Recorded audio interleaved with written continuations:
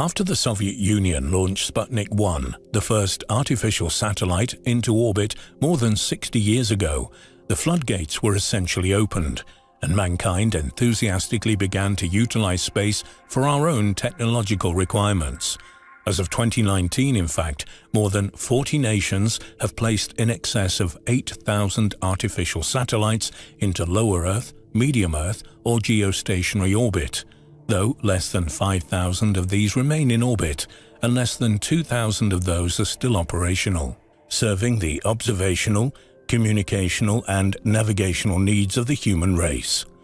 The remainder have since become space debris, floating aimlessly and ostensibly harmlessly through the blackness of the star-flecked void above us. But there is one satellite lurking around out there that might be not quite so harmless, according to some researchers. UFO enthusiasts and conspiracy theorists alike have long championed the idea that an alien intelligence placed an artificial satellite of their own into orbit around Earth for their own unknown purposes some 12 to 13,000 years ago. It's supposedly still up there, secretly watching us, biding its time, and every now and then turning up on an enigmatic NASA photograph that immediately causes controversy and debate. This dark, ominous object is known as the Black Knight satellite.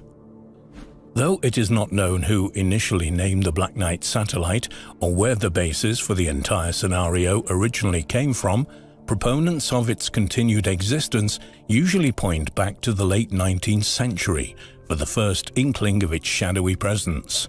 Brilliant Serbian electrical engineer, futurist, and inventor Nikola Tesla was born in 1856 and went on to become an eccentric visionary who spent the large bulk of his career working in the United States. He is best known for his participation in the development of the alternating current electricity system, as well as his mind-blowing insights regarding radio and wireless transmissions. In 1899, he was at his laboratory in Colorado Springs working on the technology for the so-called Wardenclyffe Tower, also known as the Tesla Tower, an experimental wireless transmission station which would eventually be constructed in Shoreham, New York. While engaged in this endeavor, he purportedly intercepted a strange, eerily regular radio signal, one that was unlike anything he had received before. Tesla was used to getting weird signals stemming from various earthbound phenomena, such as electrical storms or other unusual weather conditions, but this one was much different.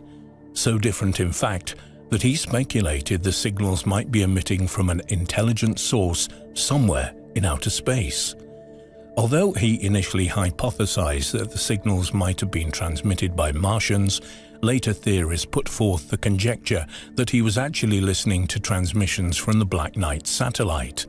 Oddly though, if Tesla really did believe that an alien civilization was sending radio signals to Earth, he was remarkably cavalier about it. He deemed the transmissions not important enough to interrupt his other work, and never tried to replicate the observations, even though he was definitely not certain what the signals were or where exactly they were coming from. While it is certainly possible that these mysterious transmissions were being beamed from an extraterrestrial source, whether from an alien satellite, a distant planet with intelligent life, or elsewhere, most astronomers believe that these signals most likely emitted from a pulsar, a rotating white dwarf or neutron star that sends out regular pulses of electromagnetic radiation. As the first pulsar was not observed until 1967 by Irish astrophysicist Jocelyn Bell Burnell and British radio astronomer Anthony Hewish, Nikola Tesla would not have had knowledge of them, and thus would have understandably attributed such a measured transmission to a civilization of individuals possessing human-like intelligence.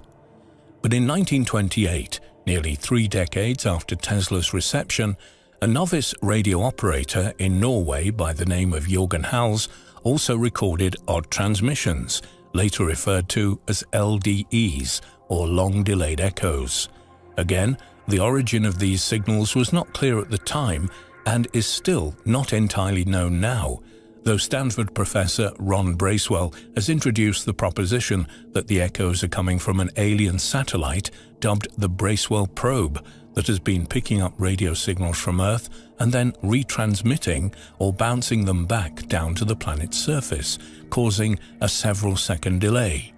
This theory has obviously attracted the attention of those supporting the existence of the Black Knight satellite, who argue that the theoretical satellite causing these unexplained echoes could very well be the 13,000-year-old Black Knight. Adding more fuel to the speculation in more recent times was the news that a sequence of 15 quick radio bursts was picked up by Stephen Hawking's Breakthrough Initiative, a program founded in 2015 for the express purpose of looking for evidence of advanced alien life. Some have concluded that these signals, recorded in August of 2017, may very well be emitting from a sophisticated extraterrestrial species. Other experts, however, have urged UFO advocates to not get too excited, as the series of bursts was most likely coming from something far less exotic, such as a magnastar or a distant supermassive black hole.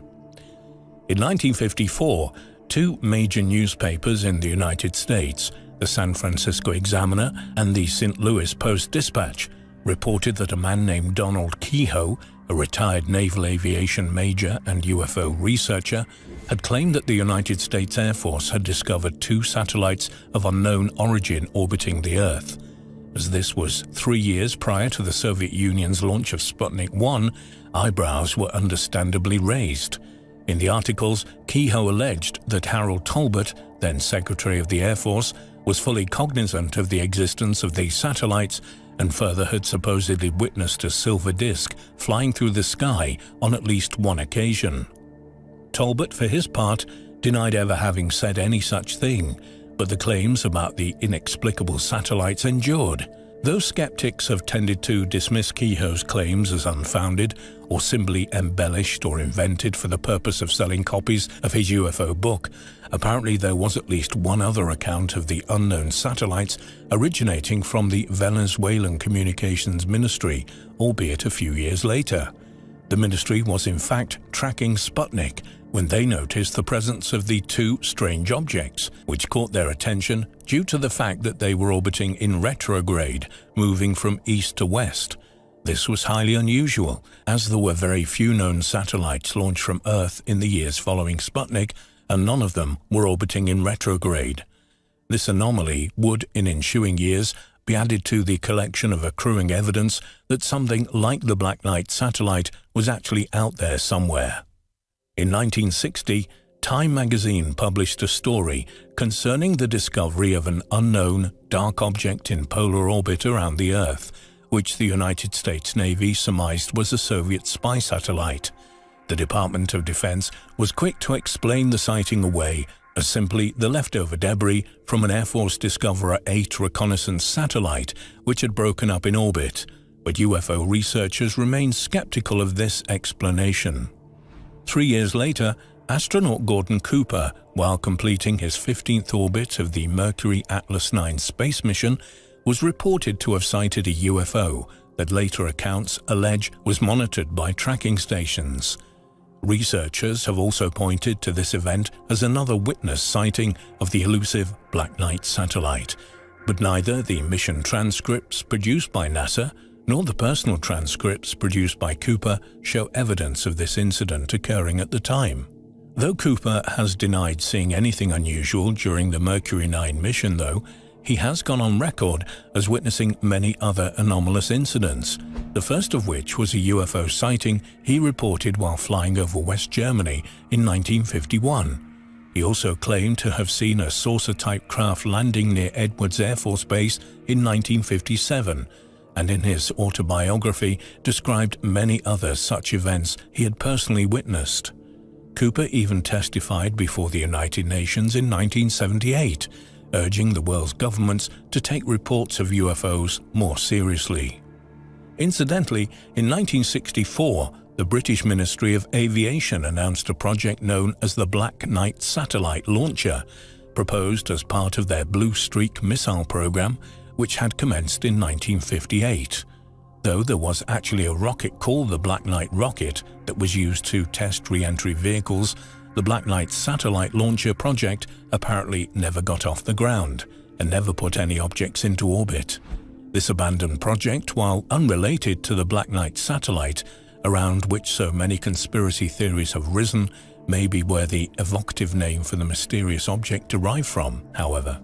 Perhaps the defining moment of the Black Knight theory, as it is understood at present, occurred in 1998, when a strange photo emerged from the crew of the Space Shuttle orbiter Endeavour during the STS-88 mission, the first American foray to begin construction on the International Space Station.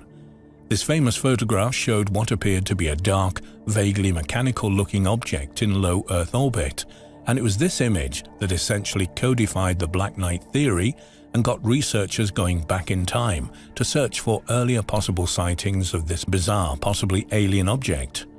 Though it is still uncertain what exactly this perplexing object is, some experts have a fairly good idea. Space historian James Oberg and others have contended that the so-called Black Knight satellite in the notorious photograph is nothing more than a shiny thermal blanket known as a trunnion pin thermal cover that might have been displaced by the Endeavour's crew during an extravehicular activity, or EVA, spacewalk,